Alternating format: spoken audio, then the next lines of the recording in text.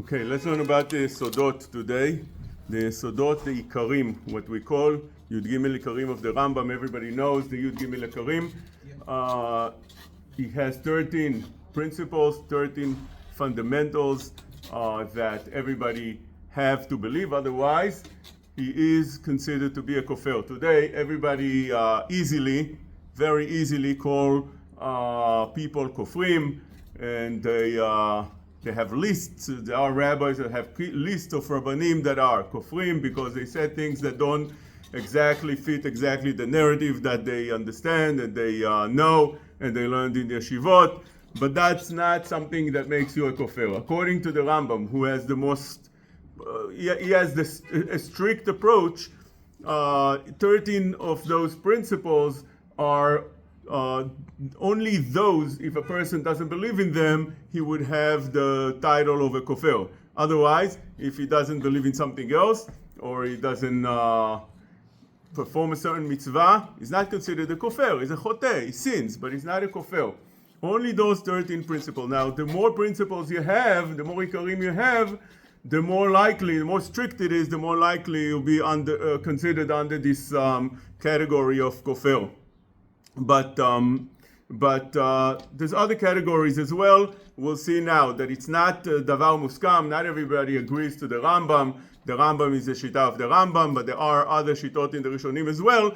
One of the most famous shitot is Rav Albo in Sefer Ikarim. He wrote a whole sefer. It's 2 volumes dealing with this sugya of Ikarim, the principles, the essentials that everybody needs to know in order to be considered part of Klal Yisrael. He argues fiercely on the Rambam right away in the very beginning, the very first chapter. Already argues on the Rambam. He says that the Rambam Ikarim don't make any sense according to his understanding, because Ikar, as he explains in Perek Gimel, means something that if you don't have it, then that's the foundation, then everything falls apart. If you don't have that, the whole religion falls apart, and not necessarily everything would go under that category. For example, if you don't believe in Mashiach, then the whole religion doesn't fall apart. You can be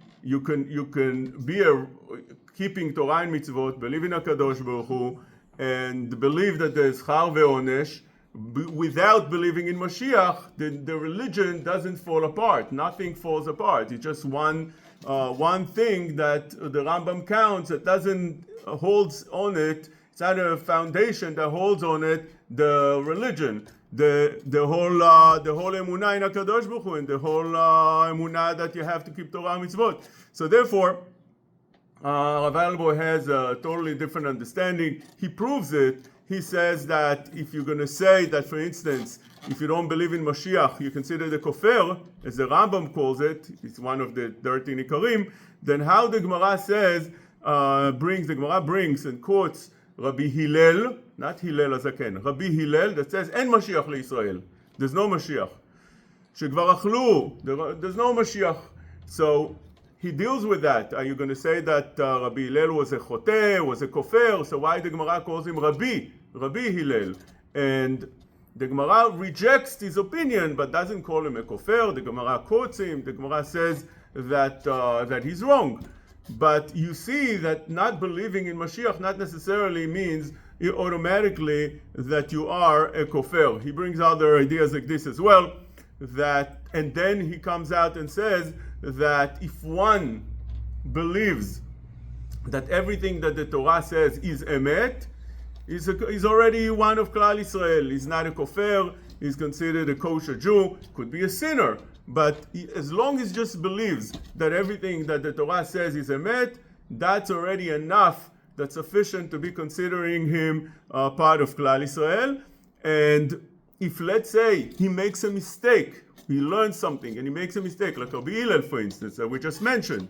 He learned the sugiyot. He believes in everything that the Torah says, but he learned the sugiyot, and it came out for him that Mashiach is not coming, so that doesn't make him a kofir. It makes him a mistaken. He's somebody who made a mistake. For example, somebody else that would learn any other sugiyot, like the Raavad brings on the Rambam. The Rambam says that Kadosh Baruch Hu doesn't have a goof, doesn't have tmuna, not any shape or form. Obviously, Kadosh Baruch Hu doesn't have any shape, is not physical. The Ravid over there says on the Rambam, כבר טעו בזה גדולים וטובים.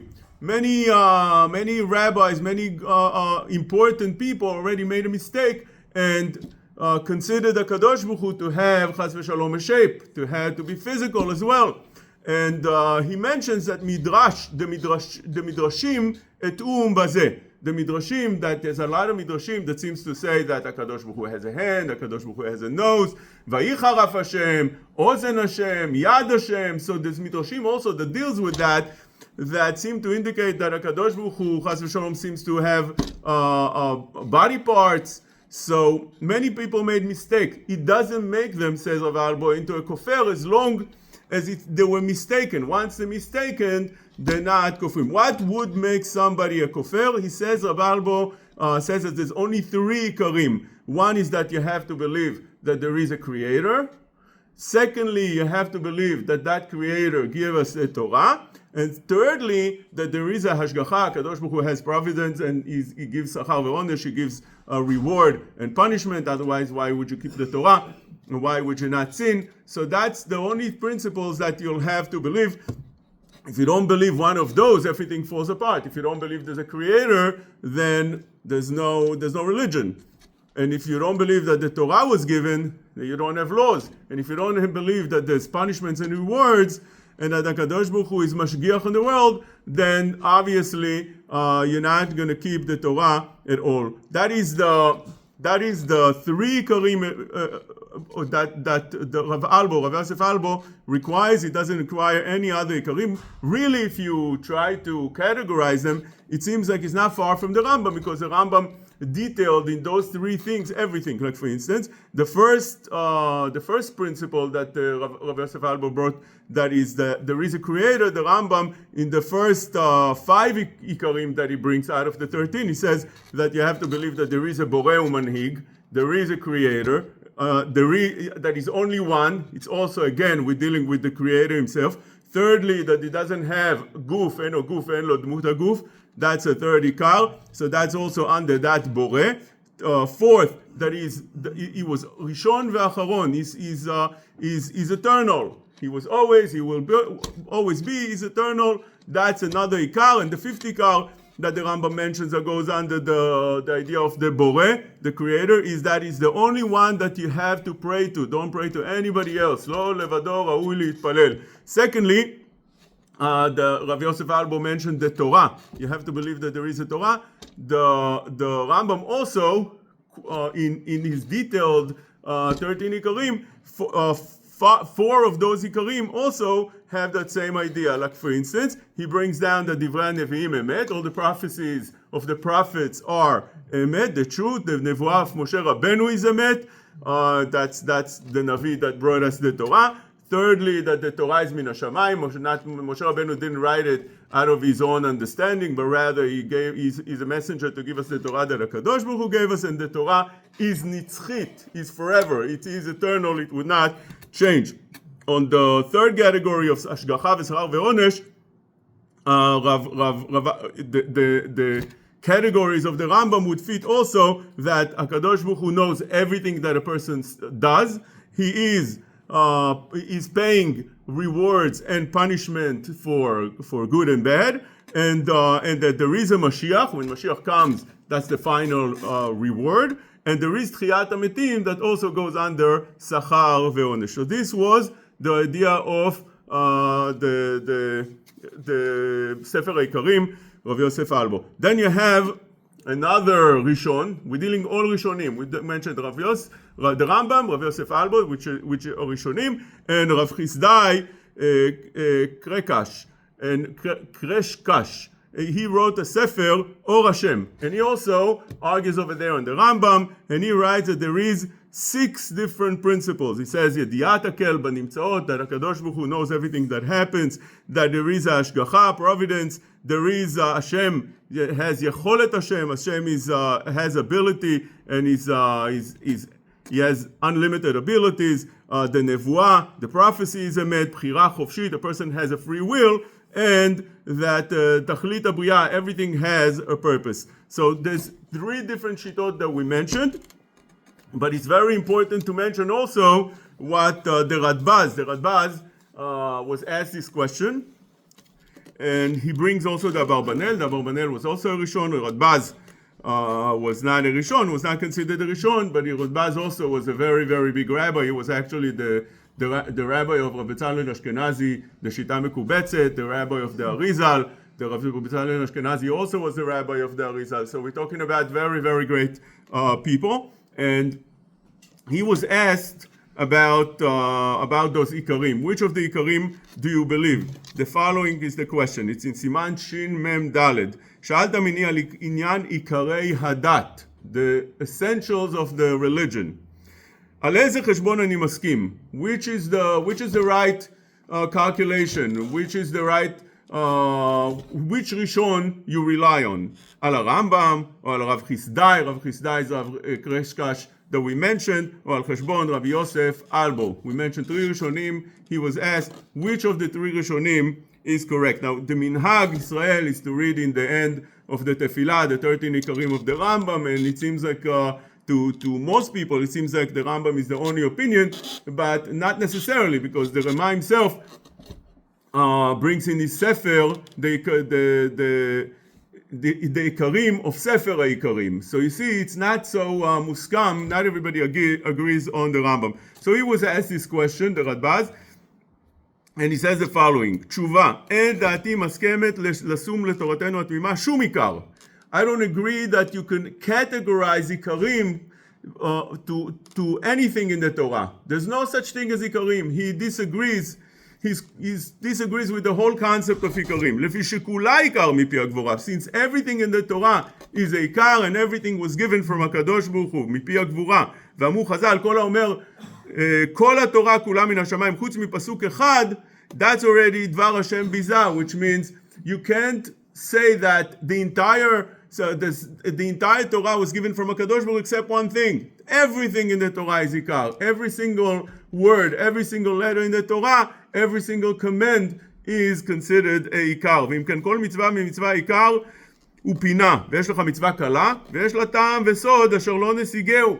There are mitzvot that are very, it seems to us that they're very light. They're not so heavy, not so important. But you don't know what's the secret behind that mitzvah, and it could be that it is very, very important. It has a secret behind it.